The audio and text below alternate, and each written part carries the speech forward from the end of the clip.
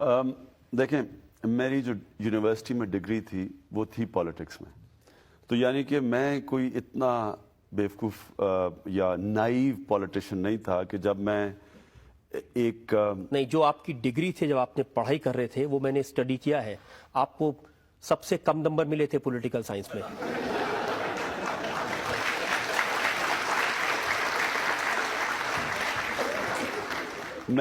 میں آپ کو یہ ریکویسٹ کروں گا کہ آپ پھر سے اس کے اوپر ریسرچ کریں، اور جب آپ ریسرچ کریں گے تو آپ کو پتہ چلے گا کہ پالیٹکس کے پیپر کے اندر مجھے آکسفورڈ کے اندر، یہ آپ یاد رکھیں کہ آکسفورڈ کے اندر سارے ذہین ترین اسٹوڈنٹس جاتے تھے، اس کے اندر مجھے ٹاپ سیکنڈ ملا تھا آکسفورڈ کے اندر۔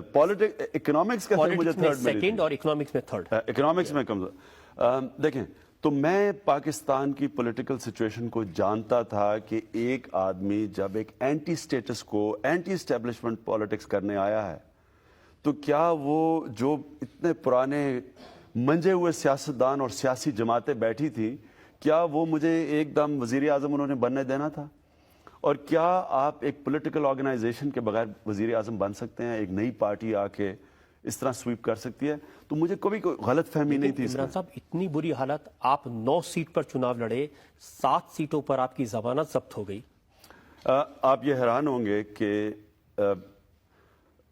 ایک الیکشن سے ایک ہفتہ پہلے میری سٹیٹمنٹ تھی کہ ہمیں میکسیمم 3 سیٹیں ملیں گی اور منیمم 0 ملیں گی، یہ میری اپنی سٹیٹمنٹ تھی۔ حالانکہ یہ مجھے یہ کہنی نہیں چاہیے تھی کیونکہ اس سے ہماری پارٹی ڈیمورلائز ہو گئی، لیکن میں اپنی پارٹی کو بتانا چاہتا تھا کیونکہ میں اسی وجہ سے ڈوب گئی آپ کی پارٹی کو؟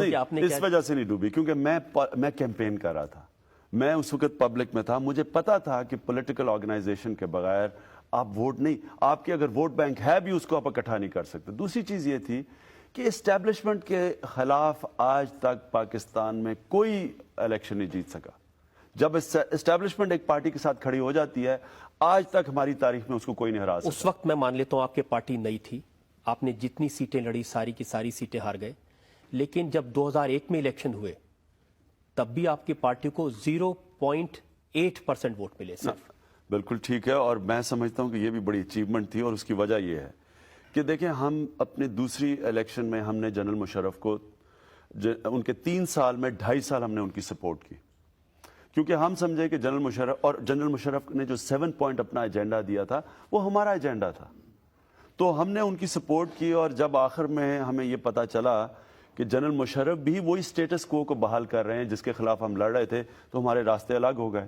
لیکن جب راستے الگ ہوئے تو الیکشن سے 3 مہینے پہلے جب راستے ہمارے الگ ہوئے تو نہ ہم پرو مشرف پارٹی رہے اور نہ اپوزیشن پارٹی رہے، اور پھر اسٹیبلشمنٹ کے خلاف 3 مہینے پہلے جانا، الیکشن سے صرف 3 مہینے پہلے، تو ہم تو پھر سروائیول کی ہم نے جنگ لڑی۔ یاد رکھیں کہ پی ایم ایل این جو پنجاب کی سب سے بڑی پارٹی اور پاکستان کی سب سے بڑی پارٹی تھی، جس کی 2/3 میجورٹی تھی پارلیمنٹ میں پہلے، اس کو صرف 13 سیٹیں ملی، کیونکہ اسٹیبلشمنٹ کے خلاف جب وہ کھڑے ہوئے تو اسٹیبلشمنٹ نے ان کو وائپ آؤٹ کر دیا، تو ہم تو ابھی نئی پارٹی تھے ان کے مقابلے۔ اگر سیاست کرنی تھی آپ کو اتنے سارے موقع ملے تھے، جب ضیاء الحق صاحب پریزیڈنٹ تھے پاکستان کے، انہوں نے آپ کو آفر دی تھی؟ جی، انہوں نے 1988 میں مجھے منسٹرشپ کی آفر دی تھی۔ اگر سیاست کرنی تھی تو اس سمے منسٹر بن جاتے؟ تو مجھے جنرل مشرف نے پرائم منسٹرشپ کی آفر دی تھی، خود انٹرویو میں کہا ہے کہ عمران میرا پرائم منسٹر کا نامنی تھا اگر وہ مجھے جوائن کر جاتا۔ تو دیکھیں، فیلڈ پولیٹیشین آپ نے بات کی، کامیاب پولیٹیشین اور فیلڈ پولیٹیشین میں کیا یہ فرق ہے کہ وہ اپنا ضمیر بیچ دے، اپنے نظریے سے ہٹ جائے، پاور پولیٹکس کرے؟ تو وہ تو بڑا آسان ہے کامیاب ہونا۔ میں آج وزیر اعظم ہوتا پاکستان کا، اگر میرا مینیفیسٹو اور نظریہ نہ ہوتا تو آج وزیر اعظم بن جاتا۔ آپ کو لگتا ہے کہ مشرف صاحب کے ساتھ کھڑے ہونا آپ کی غلطی تھی؟